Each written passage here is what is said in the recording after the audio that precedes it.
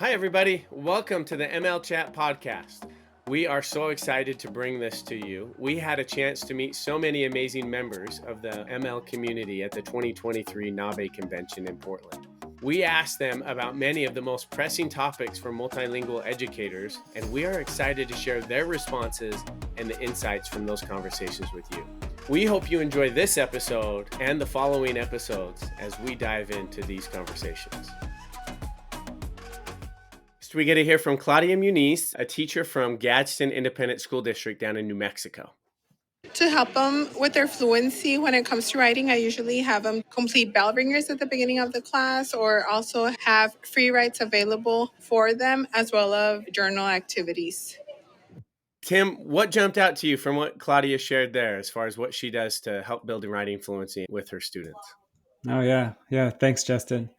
It's so great to hear from Claudia, especially, when you think about just the opportunity that Claudia is providing for her students to practice writing in a low stakes environment.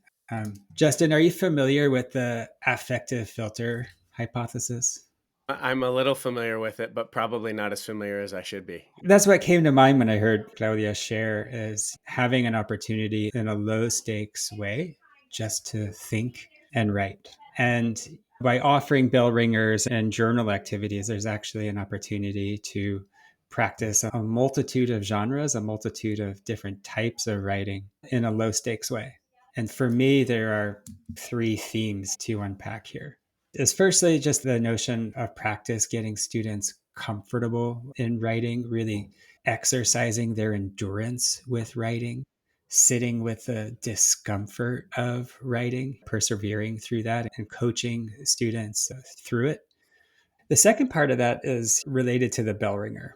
Routines in class are so important, and starting your school day or the class period off with a structured routine really are the foundations for setting the tone in class.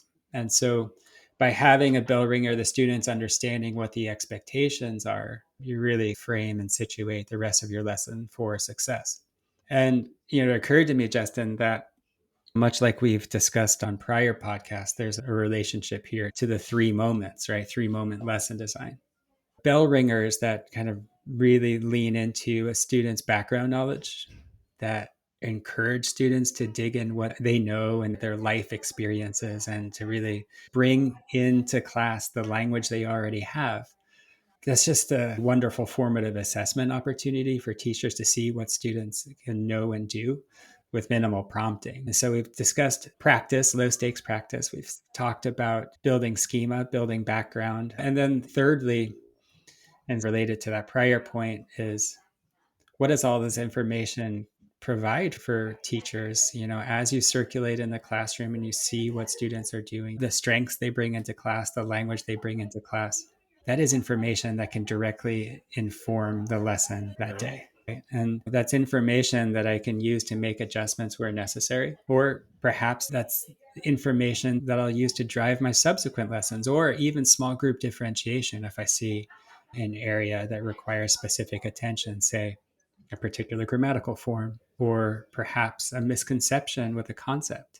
Again, this is just real-time evidence. We talked about the formative assessment process. This is evidence that we can use either in the moment or after the fact to make instructional adjustments. I love that idea of kind of low stakes, right? Low stakes, giving students a chance to take some risk without being too worried about what might necessarily happen from it. That's definitely been something top of mind for us as we've been building Flashlight 360, is trying to give students a chance to speak and write with a low affective filter. Is that the right way of thinking about that and saying that? It is very much. Yep. That is the same concept, right? Mm-hmm. The other thing I love you talk a little bit about routines here with the bell ringers. I also love how it's like building momentum right out the gate of the classroom. Right out the gate, students are producing language, right? They're using their brains to create ideas and communicate and write things down. And that just feels like it sets the tone for the whole class period. Oh, it really does. Routines, even in a high school class, are so critical. I'm sure you've been in classrooms where routines are absent. So when you see the Oh, yeah. non-example, it's, oh, yeah, bell ringers. And depending on where you are in the country, we call them bell ringers, or perhaps you're like me and you're from in the New York City area, we call them do nows. Do nows. That always makes me chuckle. Do it right nows, actually. Do it now. Yeah. I like to do it with a Schwarzenegger, like a Schwarzenegger accent. Do it now. Oh, that was amazing. Oh, I love that. Yes, that's what they should be called from now on. Everybody has to announce it that way. Oh, will you say that one more time? Give it to us again, Tim. But do it now. Oh, I love it. I love it. Thank you so much. Oh my gosh. Okay, this is great. All right, next we're going to go to McKinney ISD in Texas. We're going to speak with and hear from Nicole Alvarez. Nicole is an English Learner Support Elementary Coordinator. The best bet is to use sentence stems, especially at the very beginning. If you have newcomers, it'll build confidence for them because they'll have something to copy and then they can add their own afterward. And even once they become pretty fluent, sentence stems are still very helpful to just increase the fluency in writing. Justin, did you hear Nicole? I did. Sentence stems. And this came up in last podcast on oral language fluency. But it occurred to me as Nicole was sharing is that we are all academic language learners. And given the demands of our Common Core standards or our state learning standards, our students have to express themselves in different registers across myriad contexts. And it really requires us as teachers to understand and be very clear and explicit about what those language forms actually are. And, it struck me that Nicole's point about the sentence stems is actually pretty related to, yes, what we discussed last week. And there's a connection to what Claudia had shared in the prior segment. And that is, as students are like negotiating new ideas and making meaning of texts, we don't want to constrain that too much with a sentence stem. However, when we want to give our students the opportunity to actually practice a specific language form, we have to be explicit about that. And that's where Nicole's point is so important, that we really need to offer our students targeted time to actually practice the academic language forms we want them to use in their writing. And there's a kind of an underlying principle here, Justin. Are you familiar with language performance in contrast to language proficiency? I don't think I could necessarily differentiate between the two of them. I could definitely try, but no, not necessarily. Yeah, it's basically language performance is practicing and learning new language forms with the intention that over time, with enough practice, we would appropriate those language forms. And this is all about the invitation, Justin, the chance to practice these language forms in context. And that's what I really appreciate about Nicole's point. And so if I'm a teacher, Nicole talked about specifically using it with newcomers to start and what a great tool it was. And then she said, but it can also work well with students that are more fluent. I'm interested, where am I going to use sentence stems in the classroom? Am I using it as a part of my do it nows? Or am I like, where am I the bell ringers, or where am I using my sentence stems as I'm building writing fluency with my English learners? Sure. Yeah, you can certainly use them in your do nows. You can use them in your bell ringers. But again, we want the sentence stem to be like a little bit of a head start. That is giving them a little language frame, sure, but then making sure that stem isn't rigid, that it removes the thinking. For instance, I've seen sentence stems that just feel like a fill in the blank instead of a little push. And it's that little push that I like to offer to students as a way to just encourage their thinking into taking their thoughts and offering them just a little bit of language to get it started. And so the idea with a sentence stem is really just to reduce the cognitive load to get started, to reduce the amount of effort it takes to just get moving in using my language, or kind of help nudge me in a direction. Is that fair to say? Yeah, absolutely. Absolutely. I think that's certainly part of it. And I think ultimately, though, it's helping students understand the grammatical forms to express lots of different ideas, right? And so we can adjust our language, we can adjust our word choice based on our audience, our task, and our purpose. And that's really why irrespective of where you live in the country, our various English language proficiency standards really prioritize the language function language form and word choice, being able to adjust word choice based on register and context. Mm-hmm. And Nicole's point is like, how aware of that are you as teacher? How aware are you of that across the school day? Because that's dynamic based on the context. And the sentence stems offer lots of targeted practice that students need in those various contexts. It's not static, it's dynamic. And we want to invite them to perform and use new vocabulary and try these different things so they can gain proficiency. I love it. Thank you, Nicole, for sharing that, teeing us up for such a neat conversation around sentence stems. All right, next, let's go hear from Jacqueline Larios. She is a teacher in Deer Valley Unified District in Phoenix, Arizona. Like I said, with having 8 different languages, it's hard to know where to start, especially at different proficiency levels. So I start every day with 10 minutes of reading. They can read whatever they want, any language they want. And then we always do 10 minutes of writing. And again, I say, as long as they're answering the prompt to some degree, they just have to write for the 10 minutes. And once we do that, we share a little bit and turn to your partner and kind of talk more about the prompt. And I pick silly ones or maybe something that's happening in current events, or like this week, I had them complete a story, like walked into the grocery store and blank and just had them finish. So I think just having something that's very low stress helps because they're able to have their own thoughts. And so that's how I've tried to help build their confidence and hopefully to get them out of their shell. All right, thank you, Jacqueline. And we get to hear again about the importance of just having routines in the classroom. And tell me, Tim, what kind of jumps out to you when you hear a process like that about students reading and then writing versus just, for example, earlier we talked about the do nows of sentence stems or bell ringers. What jumps out to you about this process about being a little bit different? Yeah, thanks, Justin. And thank you, Jacqueline. A number of things that jumped out at me is firstly, Jacqueline, thanks so much for sharing the routines that you use. And in a prior segment, we talked about the importance of having a predictable routine that students can settle into in class. And so I could actually visualize it, and I appreciated how Jacqueline anchored in that. And then she also mentioned just the variety of different writing prompts. That's also such a great idea to offer students. It's just a multitude of different opportunities to practice language across a variety of genres, right? And for a variety of uses. It struck me is that it's, again, returning to this point about having a low stakes way to practice writing in a comfortable space. So again, we return to this point of having kind of a low affective filter, right? And an opportunity to build that endurance and really the joy, right? Like building some joy in writing, because for many students, it can be a real challenge, right? And again, by lowering the challenge, but lowering the affective filter and encouraging students to put their thoughts to paper.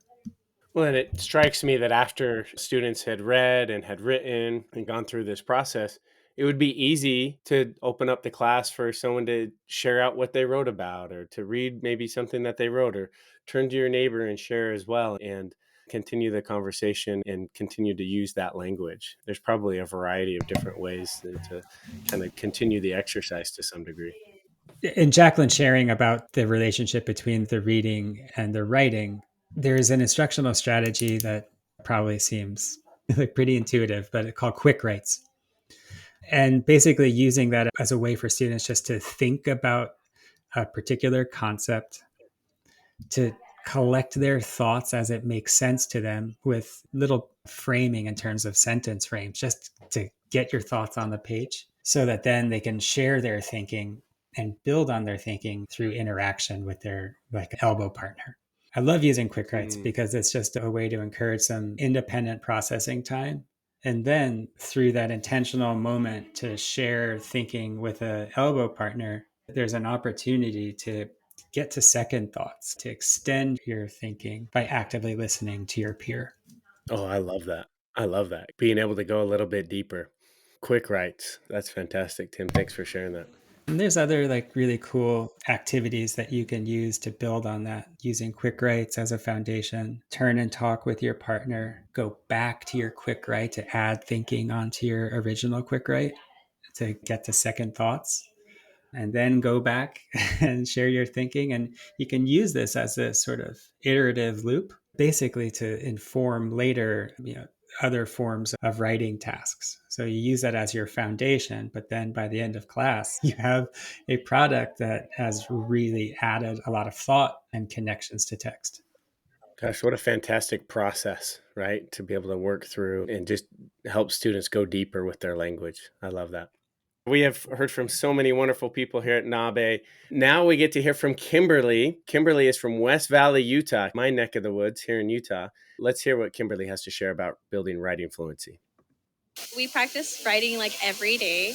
Normally, they have a journal where they write about what national holiday it is. And so, what I do to help them with that is I put like a question up on the board and they answer it every morning. And sometimes, specifically for students who speak just Spanish, I also allow them to write it in Spanish. And if people have extra time, my students have extra time, they normally translanguage it. So they turn it into the opposite. If they wrote in Spanish, they write it in English. If they wrote it in English, they write it in Spanish. So I do a lot of that every day. Oh, that's fantastic. I love hearing from Kimberly. Tim, when it comes to translanguaging and students taking the time to write in their heritage language and in English and translanguaging back and forth, what are some of the benefits of that in the class? Oh, that your home language is an asset. I absolutely loved this piece from Kimberly and how by creating intentional space for it in class, Kimberly has created a culturally responsive space for students to use all of their language to respond to a prompt. First of all, I'd just like to say I would love to be in Kimberly's class.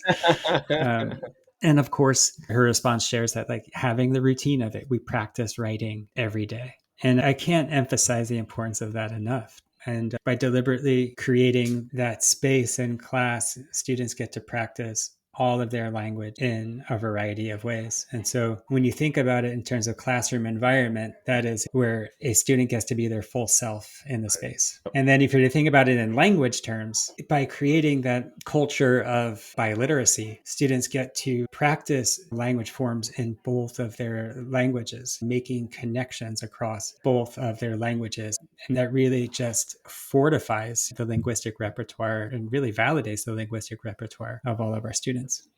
That's what came to my mind is from a validation standpoint or just like an identity standpoint, right? Is the valuing all of my language that I can bring into the classroom here and not necessarily isolating one and putting the other on the back burner. I love that. I love that idea of being able to recognize all of the language that a student brings with them.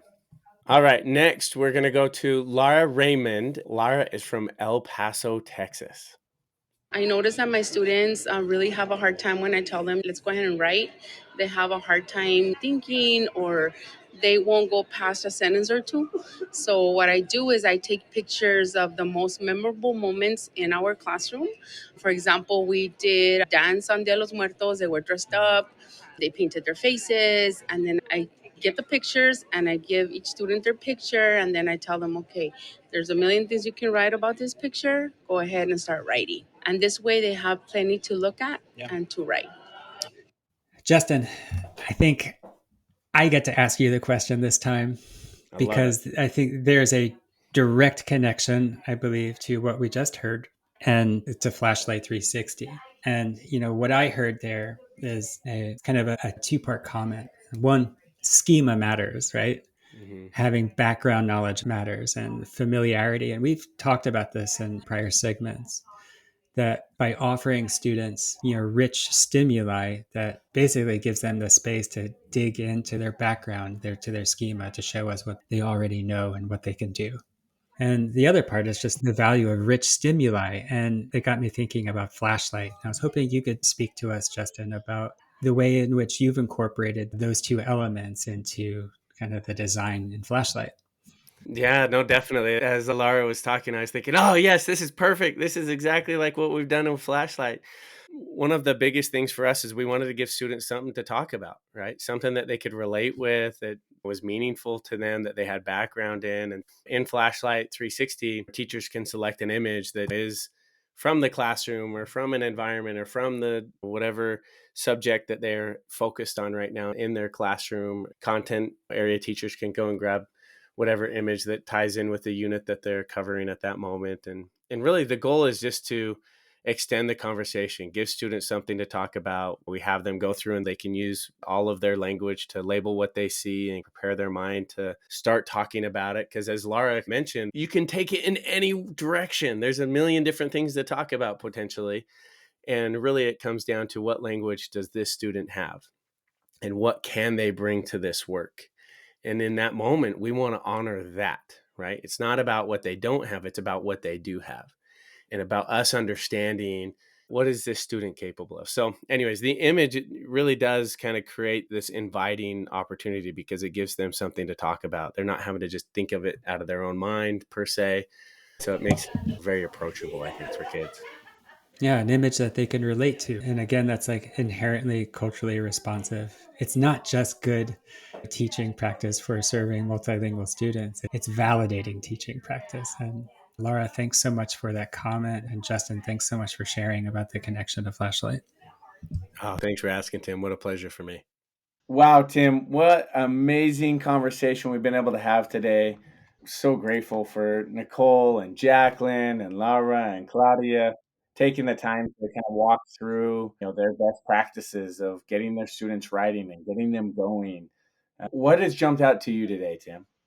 Yeah, Justin, I think they were like three themes that really came up for me as we listened to our colleagues. First, they got to thinking about just the importance of having a really quality stimulus, right? Something just to get the students thinking and to provoke their writing. Topics like relevance really comes up for me. And this is kind of related to the second takeaway, and that's the connection to our students' lived experience. And actually, we heard this from Laura in how she described, taking photos of their class's shared memorable moments, right? And what came up for me was just like, oh yes, like the value of our students' lived experiences by sharing photos that are kind of like close to our students' experience, they're more readily able to access the associated language. So it's sort of like the beauty and the power of schema, right? Of accessing that schema and then practicing writing or speaking tasks, but again, able to access that common shared vocabulary. The third point that occurred to me is just the importance of having really dedicated time and space for writing. But the crucial point here is in a low stakes environment where students have the low affective filter to practice their productive writing. And so there you have it, Justin. For me, three takeaways: the importance of having a quality stimulus, the value of student schema, right? And thirdly, the daily dedicated time and space. I love it. Thanks for kind of unpacking that and kind of working through that. I'm excited to take each of these and chat about them a little bit more here. But one of the things that really sticks out to me is, in building Flashlight, our goal has always been to provide students with images that can work as a prompt, right? And allow the students, they go through and they label first on that image and almost create their own scaffolding. And it's been fun to work with a lot of different districts. I mean, now we're working with over 200 school districts across the nation, and we have a lot of them that will request something specific that maybe we don't have an image yet in our image library. So we'll go out and find it or create it for that teacher. And it's been so fun to hear back from them just because of exactly what you're talking about here of helping students access their schema based on this image that is related to either their culture or their experience or whatever that might be. And so it's been really rewarding to see that. And when you're talking about the quality stimulus, that's what we're thinking about. Like we have a world-class artist that's creating these, or we go and find amazing photos. And so it's been fun to kind of work through that. Yeah, and when we reflect on what Jacqueline shared and certainly what Laura shared, for me, there were real connections to what Flashlight offers. And for instance, it was sort of a passing mention, but Jacqueline shared that she has 8 different languages in her classroom with a variety of proficiencies. Mm-hmm. And the connection that I made with actually to Flashlight is like, having a tool that offers each of those students the space and the security to think and write with a rich stimulus. So, like what you're doing there and the art that you're developing is, I think, really connected to that rich stimulus, right? Yeah, I love that. Thanks for making that connection. Hmm. Yeah, it's interesting to me to listen to these different educators, our colleagues here, and think about the different ways that they're approaching it. But there was some similarities, or there was a common thread through them to some degree, which was, kind of what you've broken down, right? Having the quality stimulus matters. We have to be able to get students talking. I think about when my kids get home from school and I'm like, hey, how was school? Oh, it was good. What'd you do? Nothing. The quality of the question matters, right? Or the quality of the prompt. And not to make this all about flashlight, but like one of the things that we found interesting is in the earliest days, all we were doing was, we had kind of a title and the teachers could put to that particular performance task. And a lot of teachers would put questions in there, a prompt of some sort. And then we realized like, hey, we can adjust this. So we built in a way for them to prompt for speaking and then maybe a different prompt for writing, or sometimes it's the same. And as we look at all the prompts, all the work that students are doing across the nation with Flashlight, it is amazing how much that quality of the prompt really does matter. And to get students speaking. I mean, first and foremost, let's just get kids talking as much as we can. Let's give them a chance, give them a platform to do that. And then we can start optimizing by, making those prompts just a little bit better, When you're thinking about prompting students, we talked a little bit about this already, but what are some of the things you can do to make sure that you do have a quality stimulus, right? That's such a thoughtful question. This did come up actually in the conversations, with our colleagues. And as far as like the quality of the prompt goes, I heard from our colleagues about the value of keeping it kind of like close to the student's lived experience, right? Now, that's not always going to be like universally the case, but if you're looking for a writing routine to get students thinking and making connections, it is a valuable place to start, right? Writing as a vehicle for thinking. That proximity to the student's experience is really kind of a crucial place to start.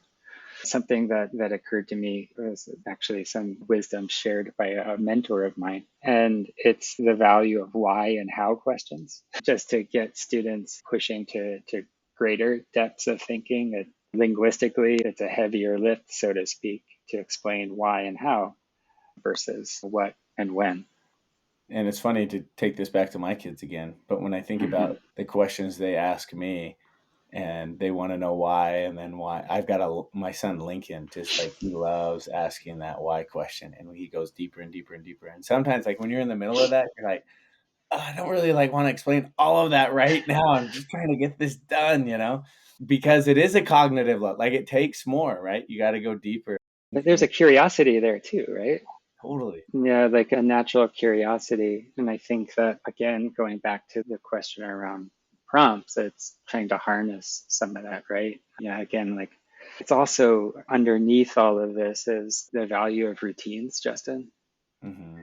Like flashlight or not, a flashlight can be a wonderful tool within a daily routine for speaking and writing. And even without flashlight as a tool, like what we've heard from our colleagues is the value of having daily routine, like predictable structure for students to build their writing proficiency in a safe space. So what that looks like, either from the bell ringer to independent writing time or journaling, that really depends to each of our colleagues for kind of establishing those routines. But from day one in class, it's really building that muscle through predictable structures. It's amazing how important those routines are, right? Like in the classroom and in life. I mean, if you have something that's maybe a little bit hard to do, if you build it as a routine and something that you do consistently, it becomes easier, right? No question. Oh So yeah, I just had like this most amazing professional learning experience at the start of the summer. I got to attend a week-long quality teaching for English learners workshop with Aida Walking, and everything was in 100% español. I did not hear English during the that's school day amazing. Wow. all week, right? And apart from having me totally like wrapped around her finger, something that I noticed that Aida did was that her pedagogy was basically recursive. She used routines in a cyclical way that throughout the day we were exercising, speaking, and writing really as a means for thinking, right? She would use prompts just to pull us back into our texts, to pull us back into themes, to expand our thinking. And she used predictable speaking and writing routines to get us doing that. So starting with quick writes, independent quick writes, to partner share, to a she called it cuatro en turno. So it's basically like a round robin in a group of four. And then you come to consensus, and then everybody stands, and each table shares their consensus around the room using talk routines like novel ideas only. But again, what felt clunky on day one, by the end of day one, everybody had the routine. And we used that throughout the week. But again, a connection I made to what our colleagues shared about the value of routines. I love that. I love that. Gosh, this has been so much fun kind of talking through this and unpacking these responses from NABE. What an awesome time being together, Tim. Thank you so much for kind of working through this, thinking through this. And I cannot believe you got to have that experience. I feel very fortunate. Yeah.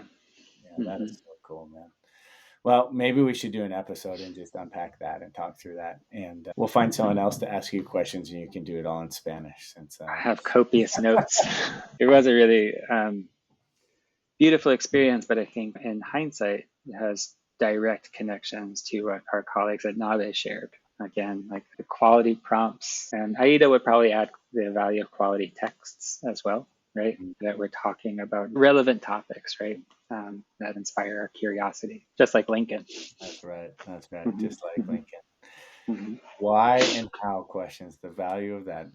Hey, well, thank you, everyone. Thanks for tuning in to the ML Chat podcast. Thank you to Nicole and Jacqueline and Laura and Claudia for contributing to this conversation and helping us unpack how to really help drive writing and focus on writing in our classes and with our multilingual learners. We'll look forward to our next one. I think we get to do another one of these where we unpack our interviews from our NABE friends. So we'll look forward to seeing you on the next one. Thanks, everybody.